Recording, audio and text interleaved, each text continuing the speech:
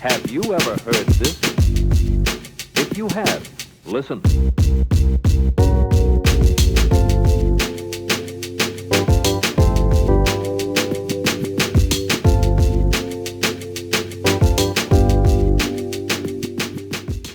I mean, thank you to Kai for that. That was great. Appreciate it, brother. That was a fun little ditty tune. For the first Cody Kai Cast here. Yeah. Sets the vibe. Some DMB. Some nice detuned keys. I like that. We also have Josh Kablabla. What's up? What's up, brother? It's nice to be here because, dude, Josh and I have known each other for many, many years, man. Since the beginning of comedy for both of us, I think. How did you guys first meet each other? What's your background? Probably LOL. Mm-hmm. Yeah, LOL. Yeah, LOL Comedy Club. Yeah, dude, when I first started doing stand-up, it was like first 5 years, I never missed a Tuesday there, dude, like ever. It was like and it was like, it's interesting because people will drop out over time and then, only a handful remain around. And yeah, he was one of those that was like, yeah, he's just kept going with it, dude. Tried and true to the game. Yeah. Comedy's fucking rough, bro. Other people got smart and decided to go on with their lives. That's right, exactly. Yeah. Well, and you became industrious, and I've been talking to this girl, and he just said this because this girl I've been talking to is like she does well. She does very well. And he's like, yeah, you could be the stay-at-home dad. I'm like, funny you said that because we're on the way to is and then no, but this is the business that stay-at-home dad created. So yeah. Oh yeah. Dude, stay-at-home dad, that's just having free time to do the shit that you want to. Yeah. Yeah. Do you, I mean, like, whenever it's for you, when you were like, it's like, okay, this is what we're going to do.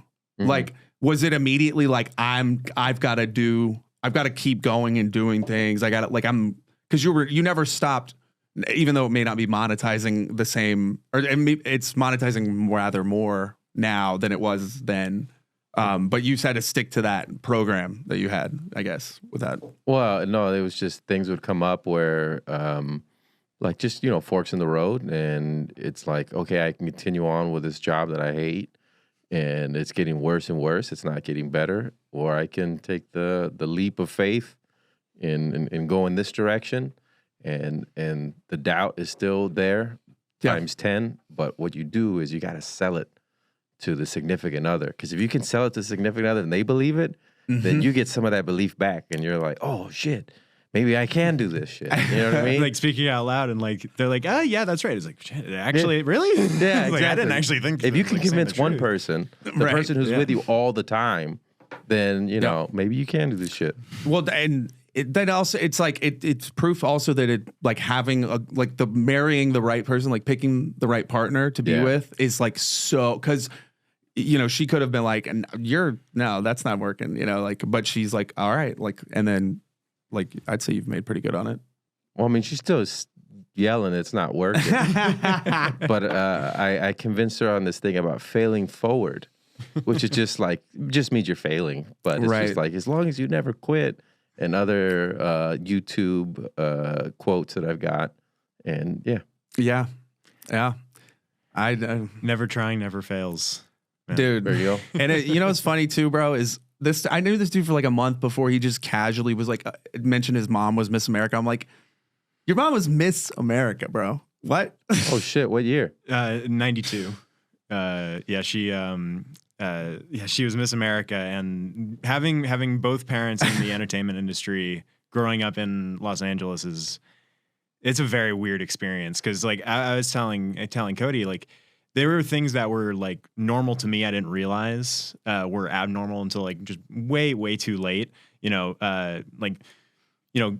to see the Blue Man Group and just being able to go backstage and just have a conversation with them. Yeah. Like that's not... like, oh yeah. Like other kids being like, you're going to Vegas? It's like, yeah, it's like my fourth time in Vegas. Like just as a kid, just seeing shows. It's like those things were definitely like privileges to me as a kid, and like now not lost on me. But you're like, oh man, I grew up with that. It's like, but that's why you're like casual about it. You're like, yeah. Mm-hmm. That old broad. Yeah. And it wasn't like they were like famous to the point where they were getting like recognized, like paparazzi like swarming them. It was just like a very healthy stability in their jobs, because like being, you know, an anchor at Entertainment Tonight versus like and also like at Home and Family, and then also having like, you know, Miss America behind you, and like you're obviously like going back to those events. You're your dad like, just hosted the parade for whatever in LA. Now he's the host for the Rose Parade for KTLA, and yeah, I forget how many years he's been doing it now, but like it's a huge deal for him. It's a lot of work, months ahead of time, just like, you know, binders full of just parade facts. Yeah, in his office. Yeah, like just flowers. He started just doing as a cameraman though. Oh yeah, right? yeah. He started in Springfield, Illinois, just as a camera op, just because he wanted to go into sports first, like sports broadcast. Me too, bro. Yeah, fuck Greg Simmons. That's the inroad for a lot of those guys, because it's just think about it. It's bros that love football and the sound of their own voice. Yeah. So getting on TV is the best way to do that, to tick all those boxes. Yeah, yeah, dude. That's but definitely. I grew up with a cop dad, and my mom was stay at home until I was in high school. But yeah, dude, fucking little different experience with a cop dad. I did get out at some tickets though. Dude, that must have been nice. Being able to flash that card. Dude. Here's the thing about cops, bro. You just have to be nice, just be kind. Like I think most people get in trouble with cops because they're just being assholes to the cop, and the cop's like, I don't want to deal with this shit. I already deal with this with, you know. Just if you're just nice, a lot of the time that will take you so much further than anything else. People always are like, you know, I don't know. I just my opinion. Dude, I'm also white, so there's that. This like the cop audit videos you see on YouTube of people who are like deliberately like, I forget what the term is called. It's like a civil, like someone who like doesn't identify as like a person. Sovereign citizen, yeah. And just watching cops get just utterly frustrated with the fact that it's like, you're Larry Under, right? It's like, no, that's the person on the ID. I'm an individual representative of myself. Yeah. Just trying to get out of the wildest shit. Yeah. Just watching the frustration is just dude. Yeah. No, I say there's nothing worse than a bored cop, dude. A bored cop. There's like anytime you run into a bored cop, fucking. That's why I like small towns are the worst, dude, because they don't have shit to do. So they're like, oh, look, this guy's going 3 over. Let's nail his ass. They're making their own drama. They're making elotes. Dude. Yeah. San Antonio's changed a lot, dude. Every time I go back there, I'm like, there's like a whole new big ass thing that was not there the last time. Like what? Just like new, like the whole 281. I had not been out that way in a little while, and I just went, and I'm like, holy fuck, this is all just now total highway going. It was San Antonio. The one thing I like about San Antonio, bro, is there's no tolls. That's the one good thing about San Antonio. Don't have to worry about those toll roads. Tolls fucking suck, dude. Get caught with one of those and you're just missed it. I don't know how San Antonio's managed to not have tolls as long as they have, but that was a surprising thing because like LA doesn't have toll roads like that. Really? No, they're just fucking they're just parking traffic. Lots. Yeah, it's just you're just stuck in gridlock all day. It's because Austin has to build highways really fast, so they're just like, hey, build it and you collect the money. Yeah, that was a shock coming here. I was like, oh, it just sort of just infrastructure change wasn't used to. Yeah. Yeah, no, well, dude, Austin's just behind, bro. They should have built a lot of the things they're doing, they should have started doing 10 years ago. And it's like there's always red tape bullshit that gets involved, and then you're like, oh, things take like way longer to get completed than they should. Look at China, bro. Have you seen China build? Like they build shit like fucking crazy, dude. I don't know that. When they want to do something, they just fucking do it, bro. It took a while for that Great Wall. Dude, that took like yeah. Sure is great though. Honestly though, who knows, bro? They might have built that in like 3 weeks, dude, with how fucking efficient they are. I don't know. I think it's only a pretty good wall. It's crazy, dude. They'll build like whole cities in like, I think they built like a Paris replica or some shit like that. Yeah, and it's crumbling. Yeah. But it's just crazy that like they would even build like, and No, but that is a thing though. And there are highways through that western part of China with all the mountainous areas and like just the crazy type of infrastructure they have over there. That's like they have crazy infrastructure, but there's a huge thing with the construction there not being, because they build so quick and can build these massive cities, but they're not up to par to withstand like these environmental disasters, which is why when like earthquakes strike. And you know shit goes wrong. Yeah, it's like cities get leveled. It is a problem. Yeah, fast is not equal best. No, you're right. And also, I'm not like that's not nothing pro China here. There's probably slavery involved with that. We had a very in that supply chain. We had a very hard time setting up a TikTok account for this. Do you have a TikTok, dude? No, we got banned the very first clip we put out. What? Really? Yeah. What was it? How can we avoid that? Don't talk about the medical industry. Okay. Dude. All right. So off the table. No, yeah. And it was at the peak too when you couldn't talk about stuff. So Oh, dude. Yeah. Well, that makes sense. Yeah. I mean, you know, call me old fashioned, but I don't, if any government's spying on me, I want it to be my own. You know what I'm saying? I want to speak the language. I don't want it to be mistranslated. I want my privacy to be in its own mother tongue, I guess. Yeah. I don't know. So yeah, TikTok though, dude, the first one's gonna be me getting shit on, so it's fine. We're just gonna chop up. Tony's cringing fine. Kill Tony, dude. I don't, but like, yeah, I don't know. I felt like, well, first of all, he knew you. Right. To give it away. Yeah. I felt like there were some things done on purpose. Yeah. Yeah. I was just like, oh shit, he didn't like you off the bat. There's a few things that I think as people who watch Kill Tony that you did was like, oh, why did you do that? Yeah, dude. Yeah. I mean, I already know, I can tell you right now, the fuck up was right off the bat. Yes.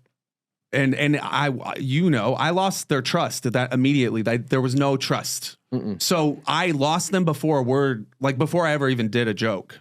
Mm-hmm. And it was like, and in a minute, I believe I could have gotten them back, but not in a minute. I mean, like I needed more than a minute, bro. It's insane.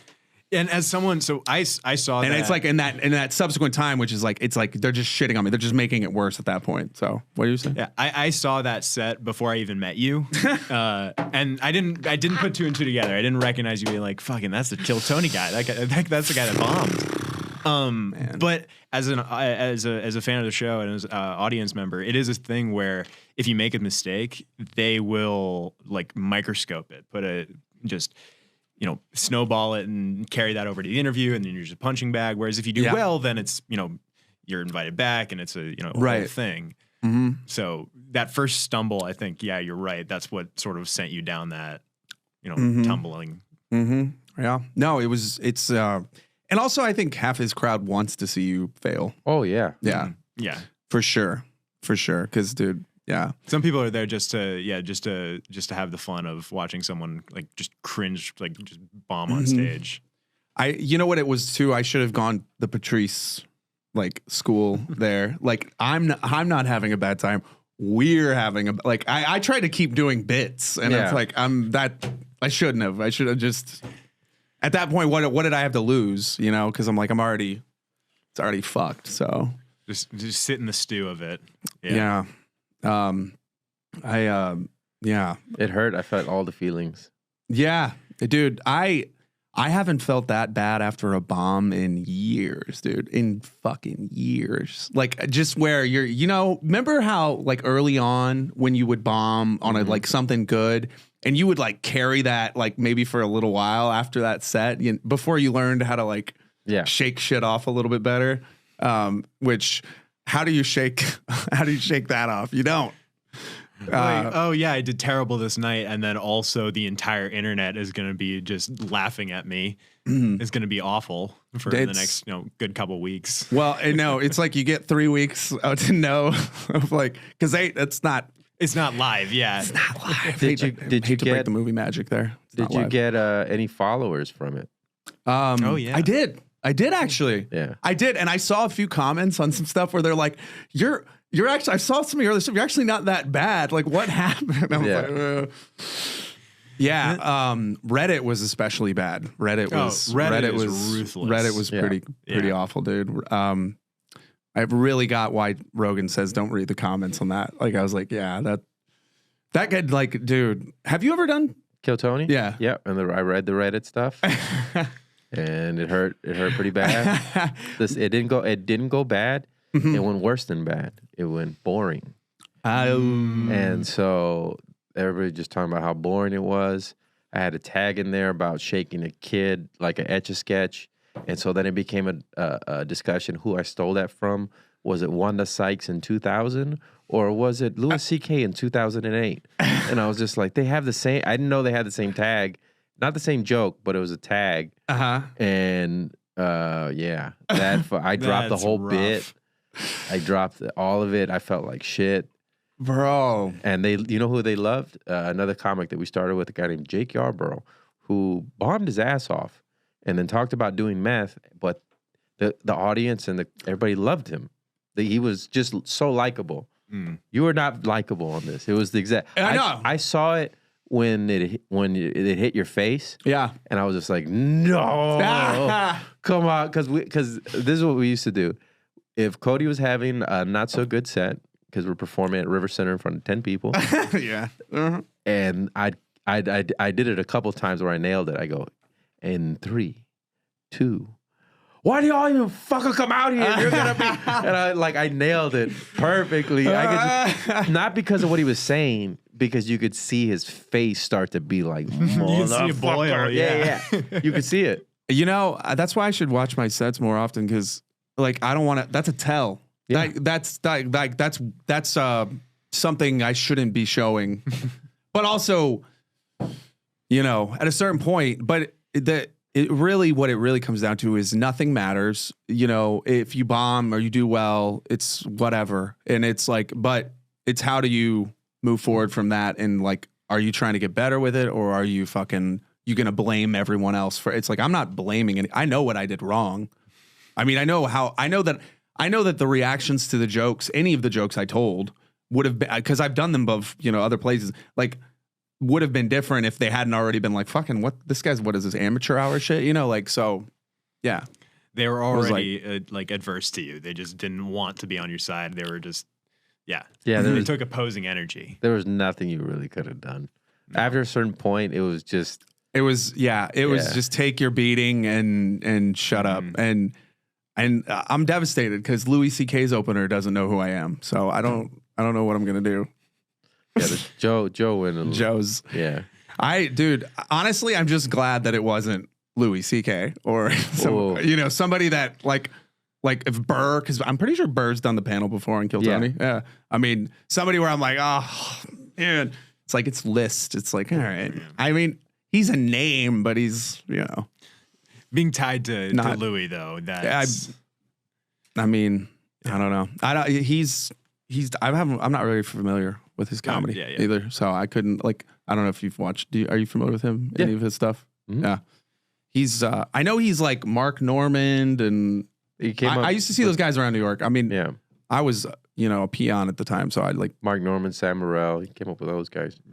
Yeah, exactly. Like, yeah, those cats are all like they're comedy classmates or whatever you want to call it. I did really like him in 4th of July. Did you guys see that? That was Louis' movie. Mark Normand?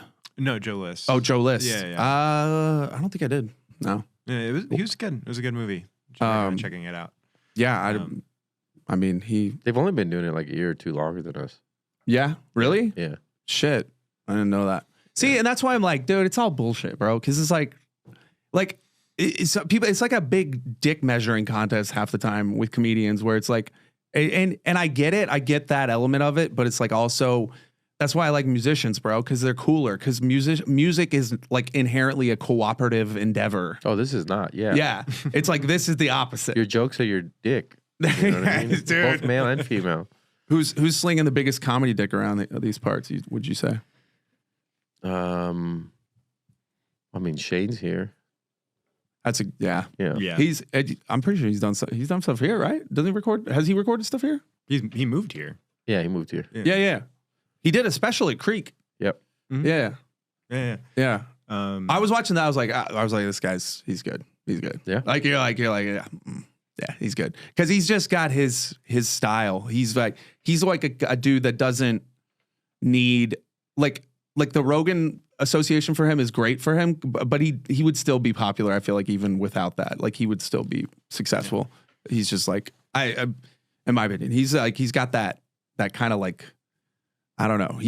He's very, you could tell he's done it a while. He's got a and he's like, he knows what he's doing. Yeah. Yeah. And I like, and in fact, I want to incorporate one. I like that he'll just incorporate like history into his bits and shit. And like, it's like, there's more to than just like dick and fart shit. You know, it's. Oh yeah. Like his, I listened to that actually on the drive here, his podcast with Louis CK, the Presidents, is like a 4-part just history podcast. Oh, This yeah, is yeah. awesome. Yeah. No. That was what I was like. Theodore Roosevelt, bro, is like one of the ones I was like. Did you know that Teddy Roosevelt ran a fight club in the basement of the White House, dude? Dude, he got blinded in one of his eyes because he tried to like fight the world champion like boxer, right? Really? I think Did he? so. Yeah, I think that was like one of the urban legends, right? Dude, you know the first rule of Presidential Fight Club? It's redacted. Always take bribes. Always take bribes. No, that's rule 3. That's rule 3. Now, Teddy Roosevelt was we don't have presidents like that, dude. We don't want presidents like that anymore. Yeah. Dude, he would not fit today. Yeah. Dude, starting the national park system, fucking like, being a fucking badass war, whatever, Rough Riders, dude. That guy's got, and his wife and mother died on the same day. Coincidence? Dude, Valentine's Day of all days. Damn. Yeah. You must have been feeling it. It was a short journal entry that day for him. Yeah. It was just whiskey. Yeah, no. Dude. But no, why, like we don't want like a president that has like gumption and like can like lead by example than just by. I feel like that would be a good thing. Yeah, like presidents, like it's become more of like a personality sort of thing, right? Oh, yeah. Well, I mean, it's always been that. I mean, you can't deny like Teddy Roosevelt was a personality, Lincoln, Washington, of course. Yeah. And today still. It's the difference is that like presidents used to be like war heroes, like generals, or at least people that like most presidents were at some point a veteran. I was Clinton. I think Clinton maybe was one of the few that wasn't. But like, and then now our president's like was a former TV star, like he was a personality before, just like, okay. Well, that's the thing too with the evolution of America. It's familiarity too. It's like a lot of people already knew who Trump was before he even like ran for office the first time. Yeah. So it wasn't like introducing a new guy, like a new name. It's like, hey, there's this person who's eligible to, be calling the shots around here. What do we think? It's like, no, we'd actually rather go for the guy that we were a little familiar with. Sure, he was only on TV and doesn't have like a political background, but at least we know his name. Yeah. I don't know why everybody hates Trump, dude. He's a very controversial man. Nobody like, dude, I don't care. I think he's the funniest president of all time, bro. Funniest, definitely. Reagan was good, but Reagan was more like he had like written shit. And like he couldn't riff like Trump does, dude. Yeah, Trump has he's witty in his speeches. He has a way of like captivating an audience and like no matter what gets thrown at him, just fully throwing it back at his opponent. That's why he like does so well on the debate stage. I mean, Stephen A. Smith was like, I didn't vote for Trump because like he doesn't have decorum. It's like, but like, does Kamala does? Like, I just. Did you guys ever see the movie The Apprentice? The movie The Apprentice? Yeah, it's like it's supposed to be like a documentary on how Trump came to. I mean, of course, his father and everything, but there was a guy named, I believe, Ryan Cohen was his name, who was a gay Republican who brought him under his wing and helped him get like, let me see, not Ryan Cohen. Something Cohen. I'll look it up in a second. There we go. Cohen Trump movie. Anyway, he died in 1986 from AIDS. And he taught everything that like all his, the art of the deal. That's that guy. It's Cohen. It's not Trump. And it was all just through his mentor. Yeah, and he got like the city to give him like tax breaks on buildings and stuff like that, and that's how he was able to grow so quick. And then that's how he got involved into politics. Damn. Yeah. I guess that is the thing. It's like nobody ever does it alone. Roy Cohen. His name is Roy Cohen. Roy Cohen. Yeah. Dude. I mean, I said this before, but like it's people like will be like the story was like Trump's father gave him like $1 million, something like that, whenever he started his first business. And then he's like now a multi-billionaire. Mm-hmm. But like if you think about it, it's like turning $1 million into $1 billion is pretty impressive. Oh yeah, it's pretty impressive, dude. Like that's like if I gave you 1,000 and you turned that into $1 million. But it was that guy Roy Cohen who used his bribes. So he would record people in his house, conversations. He'd get pictures. He'd find like the person from the Department. So he was like his dirt guy. He was his lawyer. He was right. And he wouldn't pay the lawyer. He was just like, so you scratch my back, I scratch your back type of shit. Wait, Roy was Trump's lawyer? Yeah. Oh shit. Yeah. Okay. And did he get arrested? Is he? He got indicted a few times. Okay. But he didn't get arrested. Okay. Well, I was like, if he did, he can get pardoned very soon here. At the end of the movie, it's pretty sad. He gives him some fake diamond cufflinks, and like he dies like a few days later after his birthday. Oh damn. Yeah. Jeez, dude. So you're. This shit is always just like Sopranos, Oh, Mafia dude. movies. He even talks like him. Dude, It's yeah. weird. He started copying his cadence. Damn. It's all just king shit. King. So Trump, you're saying Trump? Yeah, Trump got into some special bar that you have to be a member of, and that's how they meet. And then he's like, I'm going to take you under my wing. And he starts introducing him to everybody, mayors and people within government. And that's how Trump gets to where he is. Dude, that's interesting. So Trump is like a master brander. He's like he's got the Trump brand. Very brand aware. Yeah, it's very like Trump. And it's like there's never been a more discussed individual in human history, I would argue, than Donald Trump. More talked about. There's one that is technically more. Jesus? No, Chris Chan, if you're aware. Chris Chan? Who's that? You know who Chris Chan is? Mm-mm. Oh, okay. Is he a Chinese actor? No. Chris Chan is a mentally handicapped person who is scientifically the most documented person on the internet. There are like multiple hour-long documentaries on this person's escapades. Put out numerous like hand-drawn comics of themselves in love with Sonic. The Hedgehog. Yeah. Going through ridiculous relationship, like dating escapades in his college, putting up flyers being like seeking boyfriend free girl. If you can look this person up, this is like, what's his name again? Chris Chan. The most documented guy on the internet? Mm-hmm. I say person because they were transgender at one point. Yes. Christine? Yes. She's a woman now? Christine Chandler. Like the Wachowski brothers are now the Wachowski sisters? Like that?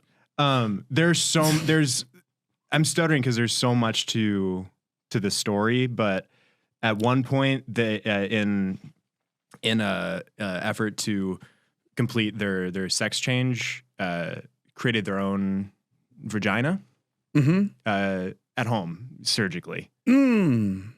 Yeah. Real rough. Fun. That emblem that she's wearing is actually kind of highly sought after by the fans. But the reason why she's so documented is because of like 4chan and just the internet going after them and kind of harassing but making fun of, bullying. Yeah. Like a few years ago, they were arrested for having an incestual relationship with their senile mother. Fucking wacky shit. Yeah. This is a deep dive I recommend going dude. down. That is, I don't know if I want to make that deep dive, dude. Yeah. That's a disturbed individual, it seems. Yeah. Dude. Yeah. So, okay. Well, you know. That is the most, but technically speaking, that is the most documented person on the internet. And they murdered on Kill Tony. Murdered on Kill Tony. Murdered. If Chris Chan went on Kill Tony, they would become a regular immediately. Yeah. Oh, that's the kind of person we're talking about. Yeah. Oh, dude. Yeah. Well, you know, go ahead and cue it up, I guess, and we'll get ready to go here. I'm not excited about this. Let's jump into it. I haven't seen it, right? You haven't. I have not seen it, dude. I don't know I've never. How. I don't know how. I've like avoided. I've heard of a lot of people that have. Yes. And they're like, Joe List hates this guy. Yeah, this worst set in Kill Tony history. It's clickbait. Maybe. No, that doesn't even have. It's 27 minutes. So they're talking in this one. I don't want to play that one. Yeah, no. Well, that's okay. Well, this is the full episode. Yeah. Yeah. Okay. I already kind of had it on there. So you're okay. Well, I've seen it a few times. We just see like most replayed part. Whenever I think about going and sign up for Kill Tony, I literally play this. This is like your inspirational video to not go sign up. It's but I'm gonna tell you this. You lived my biggest fear. And all the things that you said during the interview, I would have said nothing, and I would have been like, and I would have walked out. That's what I would have done. Just fully bailed. Just fully bailed. Maybe he's gonna throw me a little joke book, right? I don't even grab the little joke book. I wouldn't have gotten there. Fucking, I forgot Tice. Damn it. Oh, it's all right. All right. I gave my book, my Kill Tony book to my Ken doll. Ken doll, yeah. Yeah, I have a Ken Tice. named Tice. We'll throw him on screen right now. So wait, this is his call. He's about to call my name right now. Yes. All right, so I'm about to relive my worst nightmare. So have fun. Fuck all you. No, I'm kidding. Yeah, and I already know. Like, I'm gonna have you pause it because I want. At the early part because I want to. Yeah, there's something I'm going to say, but go ahead. All right. Like, oh God. Ladies and gentlemen, make some noise for Cody Odell, everyone. Cody Odell. Okay, wait, he just like dead, dude. Okay, see, he knows who you are, dude. He knows who you are, bro. Bro, he goes to Red Bad, right? He goes, yeah, like, bro. They both know who you are. Rewind that real quick. Go back like 10 seconds, and it's that dude. Okay, right away, because I've not seen this, and I never knew he did that until right now. Yikes. Okay, your final bucket pull of the night. Ladies and gentlemen, make some noise for Cody Odell, everyone. Cody Odell. Bro, I'm telling you, dude, that was this guy's about to get it. No, dude. That was a very Tony Hinchcliffe expression, though. Well, bro, it was just that, like, by the way, I invited one of the Kill Tony band. He's not going to make it, I guess. Shout out Matt Muelling, the lead guitarist there. But like, I have like a lot of friends in the band, dude. So like, I'm like, it's like, you know, like bombing in front of your friends like that. I'm like, I can't even look these dudes in the eye for like the next like couple months, bro. It's ridiculous. How long ago was this again? I'm wearing a jacket. So it had to have been. I'll tell you right now. It was 9 months ago. So it was like, what was that, March? Yeah. Yeah, it was like March and probably filmed late February. Yeah, it was whenever it was released, it was filmed like 3 weeks or so before that. So yeah, probably late February, I guess. I don't know. Yeah. But yeah, okay. So, all right, that was a little weird. I'm just going to say. I'm just saying. Let's just continue the awfulness. Let's see. We can do it. Here he is, Cody Odell, everyone. Hey, how's it going, guys? Do I just start? I guess I've never done this. How's it going, guy? Right there, bro. See, that's it. That's it. That's all it took for them to be like, this guy doesn't know what he's doing right now. Mm-hmm. Yeah, that's immediately half the crowd, if not more, decided, oh fuck this guy. It's it's like, oh, I look like fucking well-to-do with my fucking jacket and shit, and I just look unlikable. You look like you're about to sell me car insurance. Oh man, what was the first joke I did? I think I did the gray area joke. Yeah. Yeah. I was listening to this podcast and this guy was like, these OnlyFans girls aren't traditional women. Right? I was like, this guy's clearly never heard of the oldest job in the world. I fucked that up multiple times within that joke. Clearly, y'all have never heard of the oldest job in the world. Have you? Hey! OF girls are traditional. I think it was a little bit of the laugh too. Yeah. Right there. That was like, because that was already, obviously the first joke doesn't work. Yeah. And you're like, oh, fuck. All right. Now I'm already in a hole. Yeah. And now. Fishing for the punchline. Yeah. So, and again, you know, they're already like, fuck this guy. Look at Joe's face. Look at Tony's face. He's like, the three faces right there. Oh my God.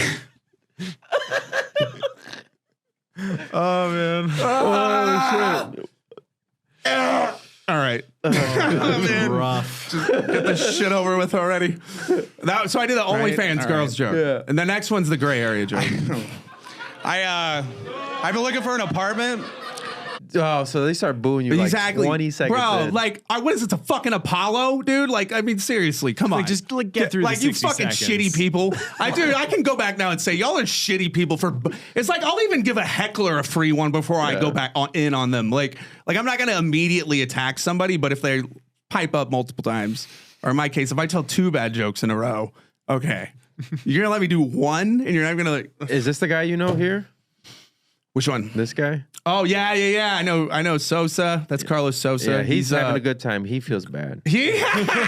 Oh man, I forget his name, dude. Yeah, I like, and I see all those guys, dude. Yeah. And so like, I had to like walk into C-Boys and be like, "Hey guys, what's up, man?" You know, like Just it's like, brave face because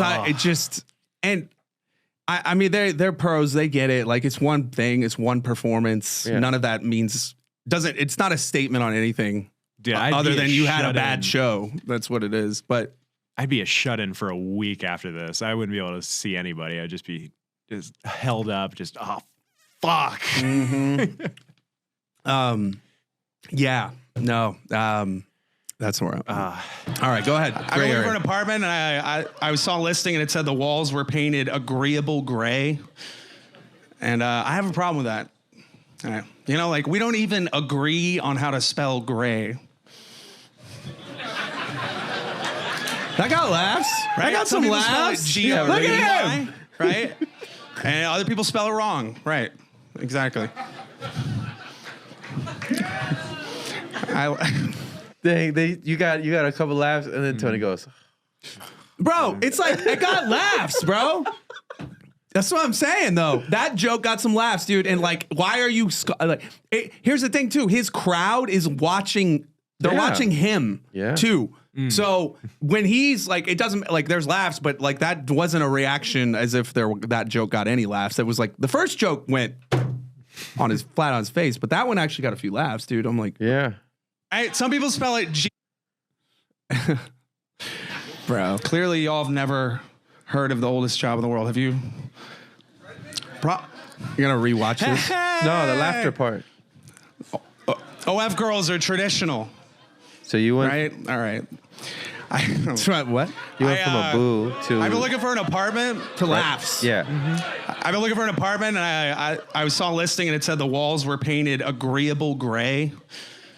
And I have a problem with that. All right. You know, like, we don't even agree on how to spell gray. Right? Some people spell it G-R-E-Y, right? Fucking dick. And other people spell it wrong. Right. Dude, I'm telling you, bro. He doesn't like me. He doesn't like me. Just as a human being. Yeah. There it is. At the beginning, you were just teed up to be the punching bag. That After that stumble, it was just, all right, end of the show. We got one of these in here now. was that it? Was that the end of it? That was the end of it. Yeah, And yeah. you even stopped. You stopped, and they still gave you the other part, too. Bro. They didn't have to do that. Yeah, they didn't have to give you the bear. You Yeah. stopped. Wait, give me the what? They gave you the bear sound. You'd already stopped. You were like, What's the "All bear sound for? The bear sound. If you go over, so they give you the cat meow, and then I think it's 10 or 15 seconds later they give you a bear sound. Oh, okay, okay. See, nobody told me the rules. Nobody told me that. You're supposed to know. Yeah, well, maybe like the producer that's running you in back like should be like, by the way, that should be a thing they say. That should be a thing they say. Yeah, but then if they don't tell you, then they get this, which is really good for them. Yeah. So it just Well, I mean, if you look at this, this is like one of the most watched. It's got a decent hump to it. Yeah. Oh, okay. See that? All right. Everybody liked seeing me get fucking shit on. Yeah. So it's you either killing or getting shit on. Doesn't matter. They like it all. Dude, well, and it's like that's the way. You know what else had a similar show that had a structure like that? American Idol. It's like you would watch that show and it's like half the people are fucking terrible. And half the people are fucking really good. Remember that guy that won Funniest in Austin? Yeah. And then he went on there and they booed him. They booed him, and then the judges were like, "Why this was bad?" You know? And who was it? He's a cook. Can't remember his name. You're talking about? Oh, dude, I can't think of it either. That was the first time I felt this level of like I was like, "Oh no," because I saw him go, "All right," like he was gonna leave, and it looked like somebody, because his face, it looked like somebody was on the side going like, "Keep going." He's like, "All right," and I was like, "Oh my god." That's rough. Oh, it hurt so bad. Dude, yeah, wow. Dude, that secondhand embarrassment is just... And that's not 250 people booing you. That's thousands of people booing you, plus millions of people on... I mean, I remember they played it as a promo on the thing. Of mine? No, not of this, of him. Oh, of him. On America's of him. Got Talent. Okay, yeah. Dude, I knew a dude, this guy, Jack O'Donovich in San Antonio, bro. And like I used to go to Applebee's karaoke in San Antonio. They had the Applebee's on 410. It's not even there anymore, but they used to have karaoke there every Tuesday, and we would go. And there was this guy. There were regulars that would go like every week. And one of them was this guy, Jack, dude. This guy was so. Oh my gosh, you're like, but he was nice, but he was like really, really, like not even like comically bad. And then sure enough, dude. And here's the thing. He went to try out for American Idol and he got on like the national broadcast. And I'm like, but I like in my head, I'm like, did he actually go out did he really think that he was a good singer? Yeah. In his mind. Yes. Like that's wild to me. Dude, there was a game show that was all just a prank on one person, trying to like convince them that it's like, oh, you are the most amazing singer out of these 10 contestants. But like the whole goal of the show was to actually just pick the worst singer and just sort of like build them up, being like, oh, we're gonna get you a record deal, we're gonna get you in front of these audiences. And then at the very end, they're like, you actually thought you could sing? Yeah. How disgusting of you to have self-confidence. Well, dude. But self-awareness, right, is kind of key. Like, I'm self-aware enough to know that I bombed hard as fuck. Like, I'm not I wasn't that bad. Like, it was bad. In fact, I'm actually like, I got hearing those laughs. I was like, oh fuck, I actually, I blacked it all out. But the worst part hasn't happened yet. Oh, bro, we're talking about the interview now. And not only the interview, you do a joke, you do another joke. Oh yeah, well, dude, bro. Okay, more than anybody, you know how many times I've closed with that joke. How many times it's closed with a fucking applause break. Yeah, and it just goes to show, bro. It's like it doesn't. And it's like no joke I told. They put the spotlight on you and everything. It was no joke that I told after the first ripping of an asshole was gonna. It's like it just no. It'd be like there was like this guy. We've all decided this guy's not good, and that's the decision we've made. So and then they're like, oh, you've done it for 14 years. I'm fucking yeah. They're laughing at you more, and it's just fodder. Yeah. And that's the cringe watch because it's fun to watch. All right. Yeah. Well. I guess it's like this is like part of encompassing, because I'm like, when I'm thinking watch my set, I'm thinking watch my set. Yeah. My set. But now I got to watch this is the set, but it's really just them fucking having fun on their show. Yeah. With his audience. And I didn't stand a chance. So, all right, let's see it. Let's fucking... Absolute maximum amount of time for Cody Odell. Cody, how do you feel right now? I feel like I could have done better, but you know. That's an honest answer. That's an honest answer. I could have done better. Cody, how long you been doing stand-up? 14 years. What do you mean? What do you mean you've been doing it for 14 years? See, what the fuck? I did my first Cap City open mic in like 2010. I mean, I've been around. I lived in New York for a while, came back. I know I'm a musician mostly before I did comedy. Okay. And then my band quit, so I just... 14 years in the game. Joe, you ever seen Cody Odell up there in New York? No, I've never seen Cody before. I'm interested that your whole band quit. That's... I know. I don't like to be mean. I'm not a mean guy, but that's literally the worst stand-up set I've ever seen ever. Damn. See, that's hyperbole, bro. That's hyperbole. Come on. The worst stand-up set I got some laughs. That cannot be the worst stand-up set you've ever seen. I got laughs. Like, have you ever seen a comic you've seen a comic not get any laughs? Right. I've seen a comic not get any laughs more on a few occasions, maybe. Fucking Louis opener here. All right, yeah, whatever. It was not. That's show Tony's hyperbole. All right, Tony is having in his life. I'll take the beatings right. Like that first joke, I totally fucked that up, and that was not good. The second joke was actually okay. Like it wasn't awful, except for the reaction. So. And that is hyperbole. All right, go ahead. Band or just no, any person. any person. That was tremendously bad. Damn. Yeah. That was. What are you thinking right there?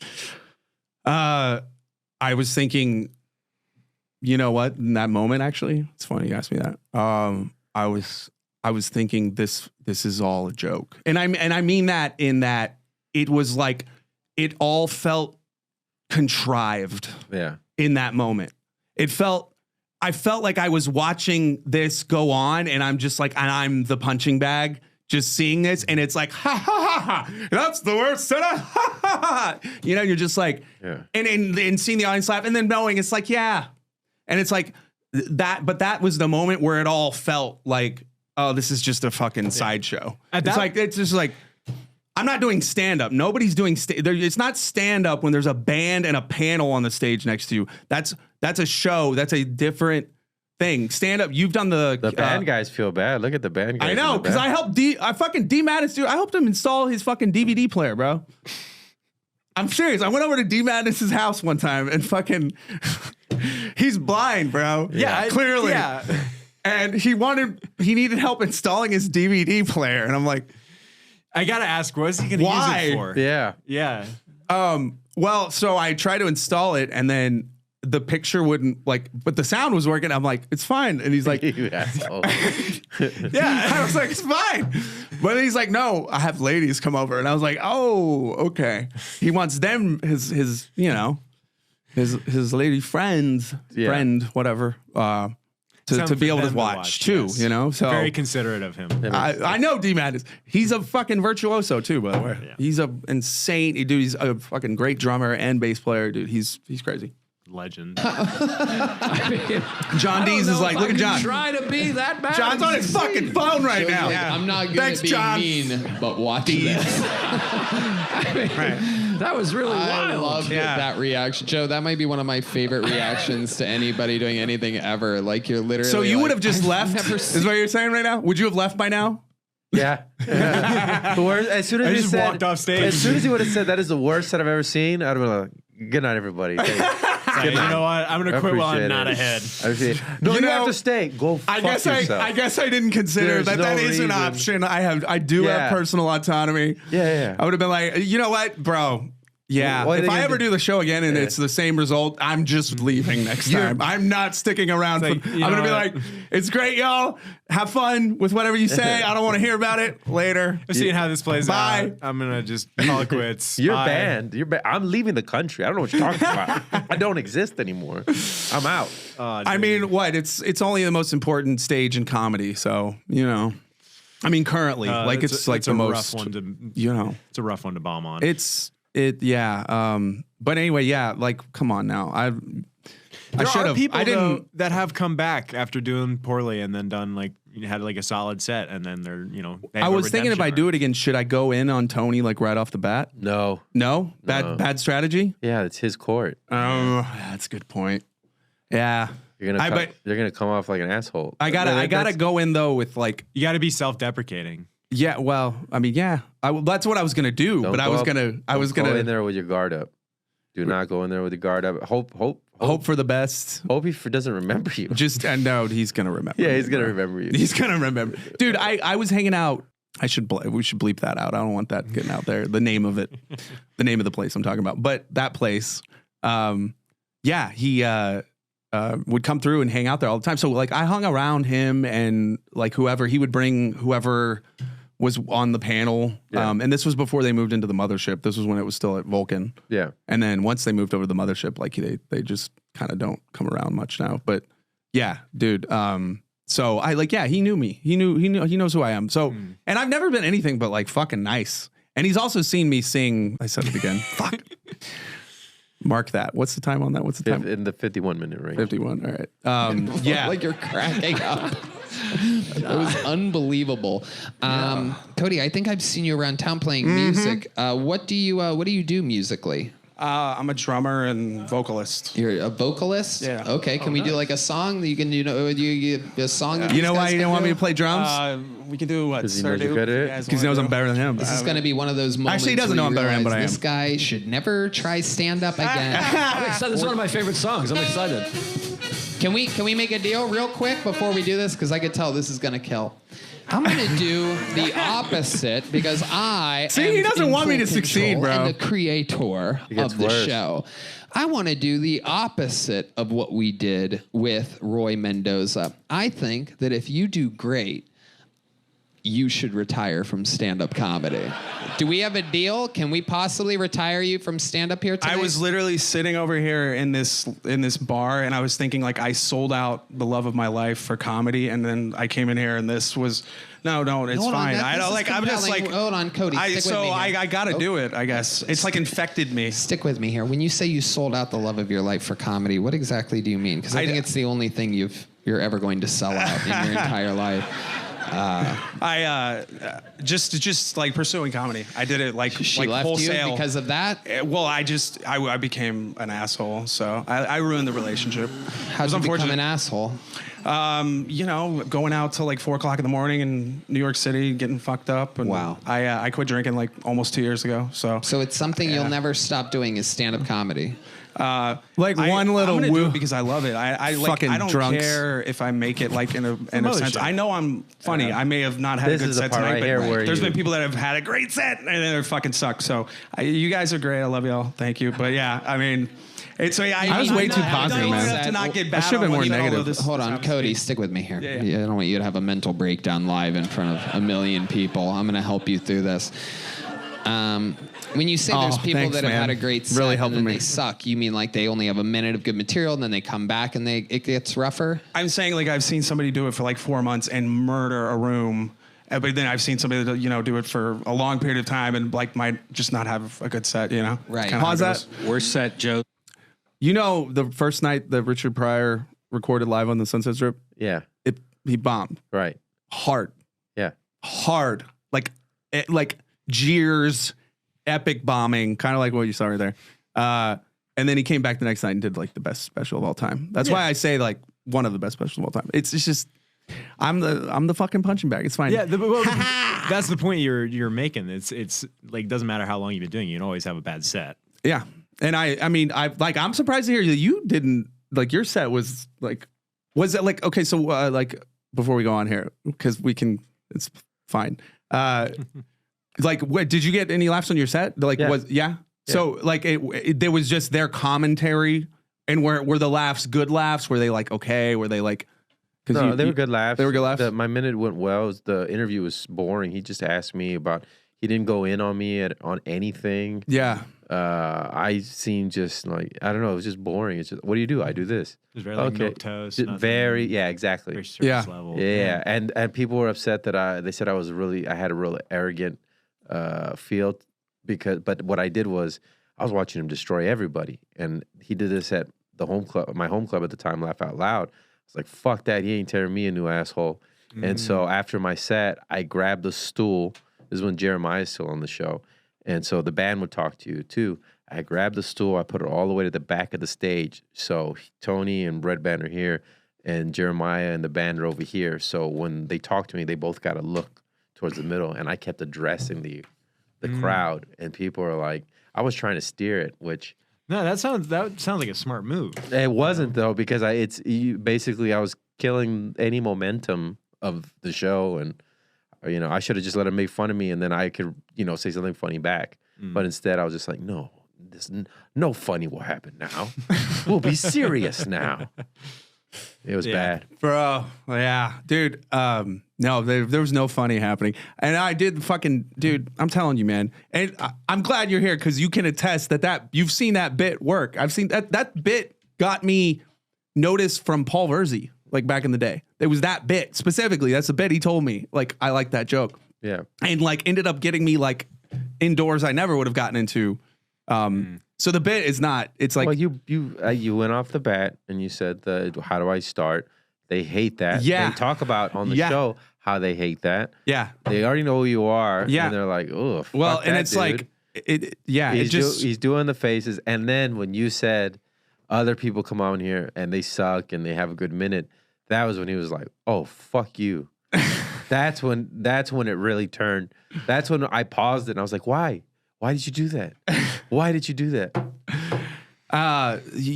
Just grasping for something. Grasping for straws. Yes.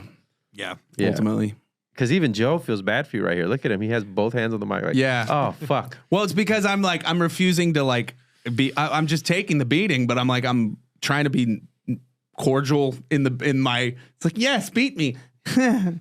Yes, like, and I think that's probably like when you go back in on him. I mean, like, I don't know, man. It's like it's a big fucking stage. I'm telling you, if I went back, my mentality would be totally different because it's like the worst thing that could possibly happen already did. So I don't really care. There's nothing worse that can happen than I've already dealt with. Look at everybody's face. They're all like, oh, I know, fuck. fucking, because they're, dude, I feel like, I'm sorry. I want to apologize to all the Kill Tony band for that. I'm sorry. For And then making you go through that. Red Band's even going in on you right here. Fucking. Ever seen in his life. Yeah, that's crazy. You must not have been a very Let many me open ask you mics, this: bro. 14 years in the game. Was that a newer minute? The gray. That's a newer minute for sure. Okay, Yeah. how about this? How about we do 14 years? Your best, most effective joke you've ever written in 14 years. Here it is, ladies and gentlemen. 14 years. Pause real And, quick. This is the best joke. That's teeing you up to fail. Also. Literally, what I just you took the fucking words out of my 'Cause fucking mind. If you tell anybody, mouth. it's like, tell me the best joke, the best thing that in 14 years you've had to craft this thing. It's the best one. Like you've built it up already. It's like no matter what you say, it's going to be scrutinized. And it's like, I don't. If I could go back and do it over again, I would have done a different bit, though. I would have done the joke about heaven because I used to close with that, and it was like, we're all gonna die. You're all gonna die. Like you're all gonna die. Like it just would have been a better palate cleanser on me going in and be like, you're all gonna die. Like fuck it, because and me trying to do a joke, and I'm like immediately because right now in my mind I'm like, you look at my face, I'm like, fuck, what joke am I gonna do? That's the thought. Because I think Joe List has the like same if somebody asks you that, but like literally, You're both thinking the same thing. It's, oh, fuck, what joke am I going to do? And then Joe List is thinking, oh, fuck, what joke is he going to do? Dude, bro, if you imagine you're in my shoes and it's you and you're with your, what is it? Is it big vaginas? Yeah, of course. See, this is how well I know this guy. I know the joke he would have done. Yeah. I fucking know it. Fucking. Because it works. It works. It's 9 words. It's like it's one of your like 99 percenters. Like you don't. There, it's really never doesn't. This is a quick turn, and it gets people. Yeah. Tell them the joke. Tell them the joke. Kai hasn't heard it. I'll tell him after. All right. Okay. Fine. All right. This isn't the right. Keep it on me. Yeah, stop trying to get the. I'm now. I gotta watch more awfulness. Cody Odell. They put a spotlight. I think Disney ruined relationships just because they set the bar too high. I just like Am I right? I mean, like, do y'all have anybody? Have a Okay, there's castle? some laughs here. Like the Beast, even. He was a mutant. He had an enchanted castle, right? Like, of course, she's not gonna be satisfied with my 1 bed, 1 bath. Like, yeah, It's like, exactly. There's nothing there. I'm not taking a girl on a magic carpet ride. Like maybe a magic Kia ride. Just be like, I can show you a mortgage. I mean, dude, that joke's killed so many times for me, bro. Shimmering But I'm also not really into it. Tell me, princess, now when did you last let someone co-sign? That's me just like desperately going like, Yeah, I know. and it's just like, yeah, that's awful. A dazzling rate. It's like lounge singer now. I'm just getting laughs, dude. I'm getting fucking laughs. Let us know. Come on. There's some laughter. That's the end of this joke. All right. That's better than the first minute. Yeah. No, like Let's just end it with leaning a song. into it A confidently. 1, a 2, a 1, 2. This was 3. fucked up. They could have cut this. They could have cut this. And then look at his face. Why? Look what he Do did. they normally do that? No. Why do I they? think, I think it had to because it was probably copyright. Look, watch. Well, nah, that shit is free use now, dude. It's an old song. I'm pretty sure. I don't know. All right. Dude. Okay. But have Cody other Odell, people honestly, stop it real quick? Have other people done songs like sang songs and they sang like popular songs Yeah. and they didn't blurt them out? No. You know what? Yeah. Yeah. Why? I don't know. And then, Because I'm fucking good, dude. And then- Nobody heard how fucking good I am, dude. And then it's bullshit. I'm a fucking really good singer, dude. I'm a mediocre comedian, but I'm a great singer. he looks at the camera and is like, Bro, you know why? Because I'm telling you, dude, he used to see me at beep, Look- and he would like be like he would see me kill in front of like that's how he knew I could sing. But he didn't want me to play drums. Why not? I told him I was a drummer before I said vocalist. yeah. Because you're good. I'm actually a decent drummer. Watch his face. Watch his from face. stand up and be a musician. Now I think you should retire from both. Oh. But here you go with a little joke book. There he goes, Cody Odell, ladies and At gentlemen. least I caught the fucking joke book. How much of a bitch would I have been These if I hadn't caught that musicians. fucking joke book? Something And then, else. what's his name? Check. Goes off on you. Oh, listen, I don't want to see any more of this. Yeah, William goes off on you. William Montgomery. Yeah, he goes off on you. Dude, I don't want to hear. I agree to my set. All right. I don't want to see anymore. It's enough beating for today. No, bro. It wasn't okay. So that actually like wasn't as bad as I thought it was. It was maybe, which is kind of because I think I just made it out in my head to be so awful that I've just, and now I'm like, it was not awful, but it like to the like nth degree. Joe List is, dude, he's lying. He has seen he's lying. Dude, he has seen a comic bomb harder than that. Yeah. Being in the game as long as he has, it's inevitable. Like I thought I didn't think I got any laughs. When I heard laughs, I was like, I got laughs right now, dude. What? Like, oh wow. I got laughs. I remember no laughs, dude. I remember awfulness and a dark place that I was in for several days after that set. Yeah. But I'm glad I watched it, man. I'm just like, What was the drive home after that like? Did you go back to the bar? No. Yeah, what was your after stage experience? I just was like, I fucking left. They gave me a little kid. Did they give you one of those? The little gun? No, I did it like in 2018 or Oh, something okay. like that. I did it a long They time give you ago. a gift after. In fact, I'm going to give that away for the top comment on this video. There you go. Dude, is the little, it's like a gel blaster gun thing they gave me. But they gave me that and I walked across and everybody was like, hey, awesome. And like, you know, I would have loved to have been like walking back, like, yeah, but it was, I'm going home now. And I didn't say anything to anybody. I made a beeline for my car and I felt awful for, you know, for a little while. It's like one of those where you're like, oh, you know, but again, that was my worst nightmare, living it. Mm-hmm. And so That was mine too. yeah. I mean, and I'm sorry as a friend as friends that y'all had to watch that. I'm sorry. I apologize for that. It's a hard watch. The secondhand embarrassment is. It's. But now you're here and you can be like, you're shitting on me, so it's fine. It's fine. Don't worry. I'm not gonna put a gun in my mouth, dude. Good. Good. Yeah. Good. Well, I think in the interview too, you did well. You didn't antagonize the panel or like go after them. You kind of just took the punches. I didn't try to fight him like Kyle Long. Start a fight. That is the worst set in Kill Tony history, probably. Dude, when's that? Has anybody else ever tried to get in a fight with some of the panel? Was Jeremiah on the panel? Physical. Was that what it was though? Jeremiah was on the panel. No, Jeremiah was in the band. Oh. And he turned around and tried to fight him, and then Big J Ogerson picked him up and threw him off. Yeah, he went full bodyguard on Big J, dog. He was on a bunch of mushrooms.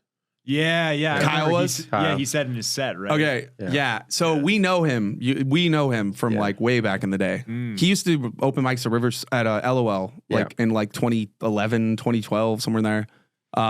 Bro, I remember we would watch him sometimes. That dude would fucking kill, bro. Like not on purpose. But yeah, exactly. But that's the thing though. It's like that's where laughs, it's like you don't want people laughing at you. Right? You want them laughing with you. They're with the joke. Do you think he thought it was for the right reasons? No, he has no awareness of as far as that goes. Yeah. He's just a personality that just goes on stage sometimes. Yeah. But he would. It was his pacing. I mean, the audience was laughing too. It wasn't like we're laughing like you're bombing. We're laughing because he's killing so hard. And we're like, what the fuck is going on? And we're laughing at it too, but it's just, he's stuttering through the premise and he somehow hit this frequency or got on some wavelength that is just hilarious. It's killing. Even with the stuttering and the Well, he used to bring his keyboard up on stage. He would like play on his keyboard as he did his jokes. And it was probably that helping too. I would see it with made it more performative. With a lot of the I would call them the long-term open micers, where it was like every 6 months, and it's what kept them going. Every 6 months, they just murder. Mm-hmm. And I was like, oh, it's Bizarro night tonight. This is obviously Bizarro night. And then you go up there and you bomb, and it's like, yeah, that makes sense. That makes sense. You know what I mean? Yeah. No, you're totally right, dude. Because it's like... Yeah, they do pizza raps, and the other guy does a harmonica that always bombs, and pizza raps kill, harmonica kill. You go up there, and people are like, oh, gross. No. You're doing jokes? No. Yeah. Well, and it's like... That's the... Like, because I have this thing about watching the comics before me, like, where I'm like, I don't want to have that... If they're doing... I don't want to see necessarily... But at the same time, it's like... knowing what a crowd's reacting to, what they're laughing at is like important if you're about to be going up on stage. Like and also because you can grab shit like, oh, I have a through line to something from them that I can pull in and then use it as a segue to get into something, whatever. Because the art of it is making it all feel as if it's all just happening right now. Like that you're just coming out and talking to the audience. And it's like, and you're telling jokes, but like you're doing it in a way that doesn't. That's why I like. Remember Tom Morello? Yeah, dude, is he still around, bro? Yeah, he changed his name to something else. He's not the guitarist. Yeah, I was gonna say not the guitarist. not that. No, different right? Tom Morello. Yeah, different. He was Puerto Rican or something? Or yeah, dude, Cuban. I think he's Cuban, isn't he? Or maybe Puerto Rican. I don't remember. Maybe he's Cuban. You know what? And I don't want to disparage this guy because he was actually like a very like polished dude as far as like his act, but it was almost like too polished where you're like, I can't get on board with this because I feel like this is all just a salesman giving me things like whereas like you've gotten even better now with because your conversationalism was always kind of the way you were going with what you were doing, but it was like you were getting into like, how do I get it fully. And now you're just going into the living room essentially and having a conversation with your friends, family, whatever. It's like that. But that took you some time to get there. And it's like, but that is better to me than watching somebody where you're like, it's like very set up, punchy. And I mean, I don't know. And it could depend on the comic too, because Hedberg was fucking the most set up punch comic ever. I guess it depends on the context. Like Norm was kind of similar. Yeah. Where there was sort of a like the scripty nature of the pacing kind of played into the joke. Yeah. Either being like super dry but then there is like just the like Shane Gillis is another like good example of just super casual, just talking to like a group of friends feels like. Yeah. Well, and that's where people are going to feel like more connected, I think, with you when you're versus, somebody that's just like, and it's, I don't know. There's some people too, though, that are like, that's kind of their shtick. Yeah. So I guess you could say that it depends on the person too, for sure. But yeah, to me, like what appeals to me is more of like, it just feels more like coming from the organic place when you can have that conversational flow to it. Like where, yeah. And then when I write, it's like putting things together. Do you try to like, you try to like thematically kind of bunch things together in like the flow of a set, or would you like, or do you just, how do you pick and pull and, cause you're doing different stuff with it, Yeah. I mean, I don't know. It's just, I just think about what I want to start with. And then after that, I figure it out as I go. Yeah. But it's like, okay, these are the first 2 jokes I want to say. And then I'll continue on whatever path I continue. Yeah. Yeah. It's fun. Like going up and like just not having a plan too is interesting sometimes. You ever do that where you just like, maybe like your first joke, but then you're just like, after that, that's where you're just like, whatever. I always have like, or like an idea maybe, but not. This is what you're going to go up there and say at the beginning. Yeah. That's what I think of. I don't think how I'm going to end. I don't think, yeah, just whatever. This is what I want to say at the beginning. It's like getting a motor started, just getting the momentum going. Yeah. Yeah. Would you ever start a set, like a music set, and just only know the first song you're going to play and then just figure it out? They would, your roadies wouldn't like that very much. No. I mean, some jam bands would do that. Like, I guess, that's the whole appeal of like a Fish concert. Dude, well, that's what Kill Tony's band does at the spot that I don't want to say. It's like just long. They'll take a song, and then it's like there's a base of a song, and then they'll just fucking take it on a fucking ride somewhere, and by the end of it, you're like, what the fuck did I do? It's just like craziness. So yeah, I love but it's like that's a certain kind of audience that has, because some people want to go and hear the songs they know. They want to hear, like, I want to hear this, and this. It's like, yeah. I don't.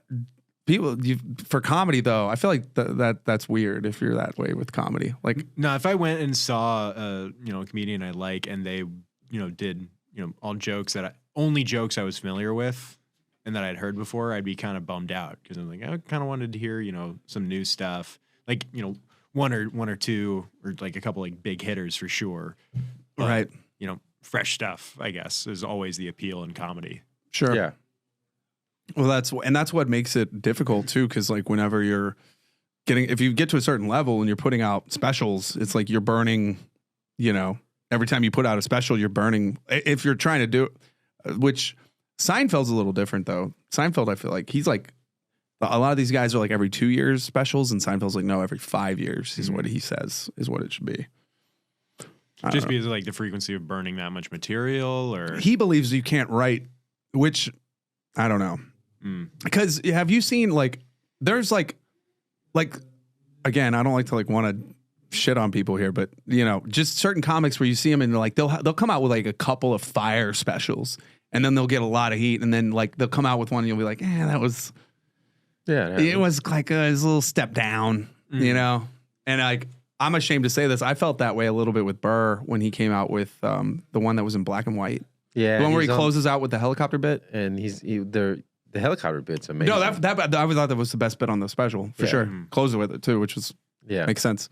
Yeah, but I kind of was like, man, is he? And then he came out with that next one that was what, London, and I was like, oh shit, no, I'm an idiot. Like I should have never even. It was just like it was a little dip. I thought on that one, which I'm like, do you think that was because he was just trying to like put out too much? It's like with the bands too, It's the same way with bands, dude. That's why everyone says like with a band, their first album is always the best because they had so much time to perfect and tour those songs. Songs About Jane, Maroon 5. Mm-hmm. Yeah, I think it's the only good album they've put out, and that's why, because it took them like I don't know, 10 years to write that first album. And then once that came out, then they got all that success. There's pressure to put out more music, and then they don't have as much time to really refine it and, really like put those songs to work and see what plays well in a club. Yeah. Those 10 years, a lot of the time was actually getting audience feedback. Like, all right, this song is like, okay, it's maybe a little too long. Let's shorten it because we play it in this context for these listeners. Right. But also when you get to a level where people are throwing money at you to do stuff, it's like if you're getting money thrown at you to make a stand-up special and you're like, I don't feel like this out. I don't, whatever. You have to. Yeah. This is what I'm saying. It's like, you're like, so yeah. And it's the same thing with bands, I would imagine. Like if you're like, you come out with a fire album, right? And then they're like, oh, this was great. We want you to put out another album. We need this out by this date and blah, blah. And you're like, okay, now that's why when you start getting paid for something that you started out as doing just because you loved it and it was fun, it changes it. It changes how you approach it. It changes like what it is, how you experience it. It's like, yeah. Like when you remember when we were just doing comedy for love of the game shit. That was it. It was not, we weren't getting paid. we were, and still I'm not getting really paid, but occasionally I get paid. But that's the thing too, because like although in your head you might always have that as the goal of like, okay, although I'm just doing this for the fun of it right now, I'd love to line my pockets with it eventually. Even though that's always your intention, it still changes once the money actually starts coming in. Yeah, and also you're like a guy who does a lot of different. You're a performer and you're on production side. Like you do both things. Mm-hmm. So. And you've produced a lot of shows. Like, how has it been for you? Like, let's say you're running a show. Let's say you're running a show and like you're producing and all that shit. And like having to like deal with all the things that are like production and then take that hat off and then put on the comedian hat and get on stage and be a comedian. Is that pretty easy for you to do whenever you're? Well, I just cut back. I don't produce any shows anymore. I just do podcasting and stand up and. When you used to, though, would you say that was like... your stress... It's hard. Your stress becomes, I want to have a good show. So you can go up there and kill, but then the show sucked. Or you had an okay set, but the show was great. There's some people that just, they get really good at the promotions. And that's what I think I did at the beginning too much is the first 2 years of stand-up, I just promotions. And I was doing the same material again and again and again. And then when I stopped doing so much promotions, I got better at stand-up. Yeah. I mean, and it's one of those that like sometimes it's like that was how you were getting stuff though. Too. Yeah. At the beginning, you know what I mean? That's how you get stuff. Like, so you it was necessary to do for you, but like at the same time, it's like, you gotta at a certain point reach it where you can, what's your ideal routine before a set? What would you like? How would it go for you? I don't know. I don't have one. I don't think of it. Do you like to take a second to like think about your stuff, or do you write anything down? I write some stuff down. I write the few words, like the premise down. But every time I go on stage, it's a gratitude because it's like you can drive home and die. You know what I mean? So what if this is your very last set? Yeah. So it's like I'm gonna do my best, and it's not I'm gonna go murder. It's like. No, I'm going to perform this the way it's supposed to be performed, and they're going to react how they're supposed to react, or they're going to react. Yeah. Yeah. No, you're doing a job. Doing a job. That's what it is, though, when you're, like, if you're changing that up, like, have you performed, like, on, like, paid gigs musically? Yeah, I performed on stage before. Obviously not comedy, but. Yeah. Yeah, no, it's, dude, I don't know. It's definitely like a different element for music and comedy, but also they're very much the same. Mm-hmm. Comedy's very rhythmic. Yeah, timing is a huge thing in both. Being able to, play with the audience as well. Yeah. And have that constant energy on stage. There's a lot of similarities.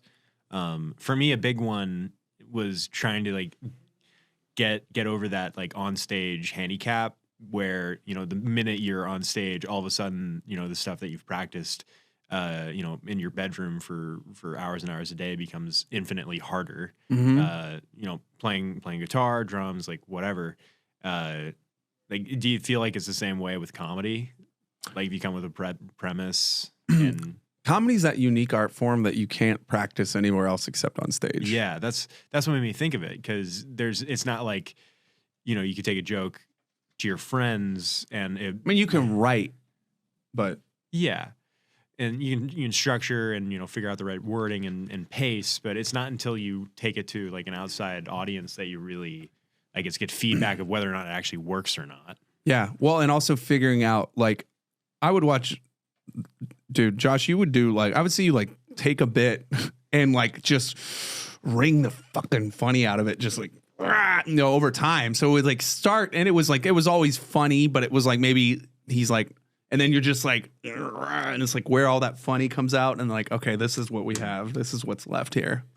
This is the stuff we need. So yeah, it does take time though to like, I don't know, figure out how to like pace yourself, like with your own Distill pacing. it. Yeah, Yeah, exactly. I know And that's why it's like, because you can do that at home on a guitar. We can't do that anywhere else except Yeah. we can write it as much as we want, I can sit but you down can't and play find the out same- anything until. I can play the same riff over and over and, you know, develop it to my ear. But yeah, it's not like you can't do that with comedy. No, You know, no, it's definitely not. But yeah, you know, fucking.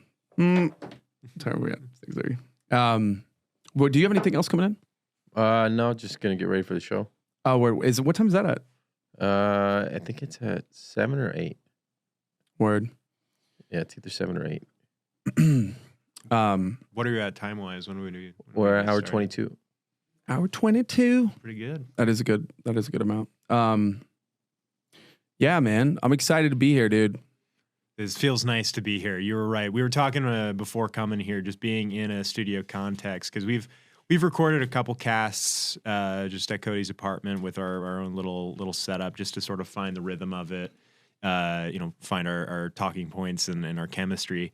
And yeah, being in an actual like place with a setup and, you know, actual like lighting, it changes the attitude, you know, like gets you in the right mentality.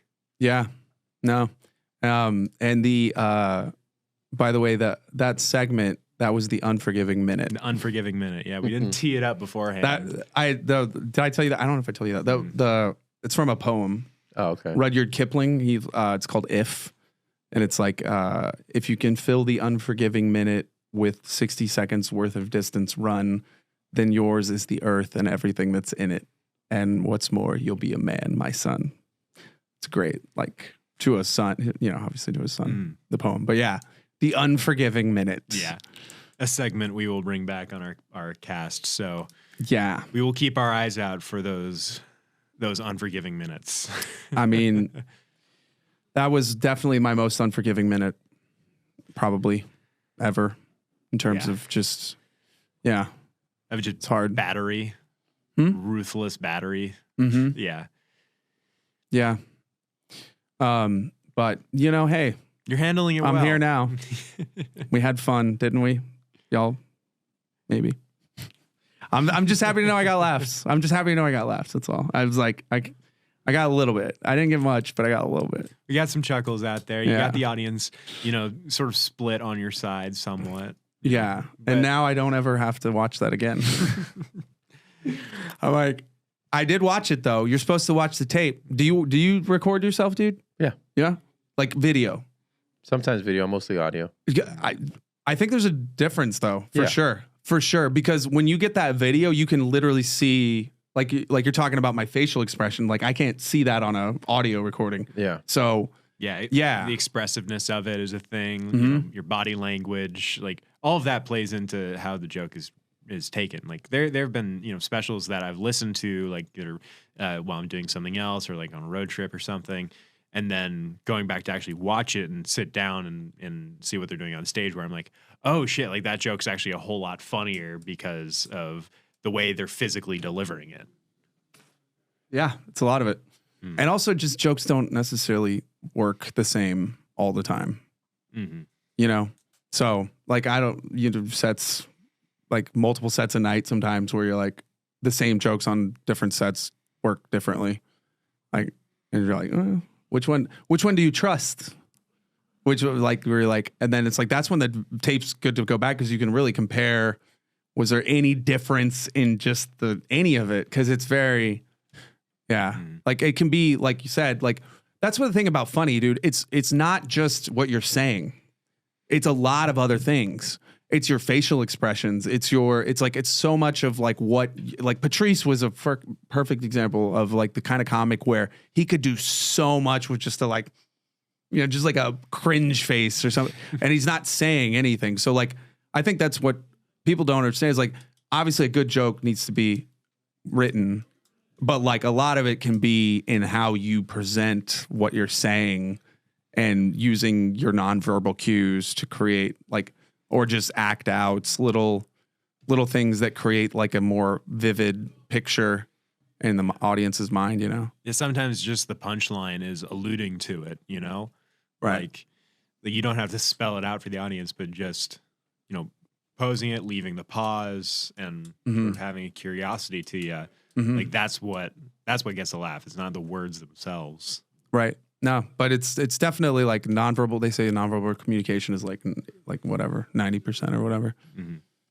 So yeah, I definitely like, I watch that now, and we should have a fully nonverbal podcast. A fully nonverbal podcast. Yeah, you can try that out. No, I'm sorry to everybody. I'm sorry y'all to watch that if you did. Oh, anybody that did. I'm glad. But I got to watch it with you. There's a lot I learned today. I did. I learned a lot, bro. I did not know about some of these expressions. See, just all in all. Like I'm like, just saying. Fucking A. Yeah, thank you, man. That's perfect. Thanks for joining us. Have a good one. Thank you, everybody. Bye.